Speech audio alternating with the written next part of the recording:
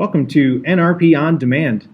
Despite the monopolistic practices that were so prevalent during the Gilded Age, there was some evidence of a rising standard of living, meaning things are getting a bit better during this era than they had previously been. There was access to new consumer products, things like electricity, the typewriter, telephone. All of this was harnessed and were making people's lives a little bit better.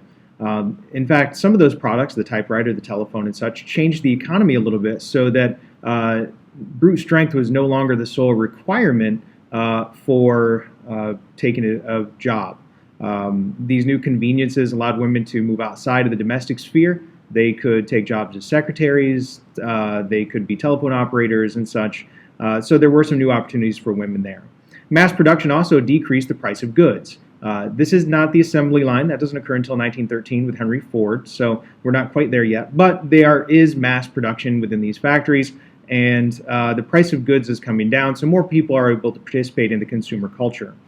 Not everyone was benefited, though. Not everyone could participate in the economy fully. Farmers, for example, were particularly suffering. Part of this is because of supply and demand. New machinery meant that they could produce more products. That actually increases the supply while the demand stayed the same, which lowers the price, so they're getting less for their farm products. Factory workers and just the working class in general was also having a hard time. The open immigration policy kept wages fairly low. Monopolistic practices kept wages low.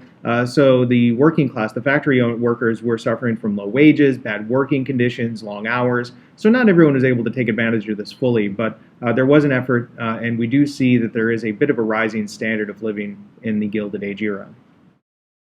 Thank you for joining us with this NRP On Demand broadcast. For more information on the National Reconstitution Project, our mission, or the projects, please visit our website listed below.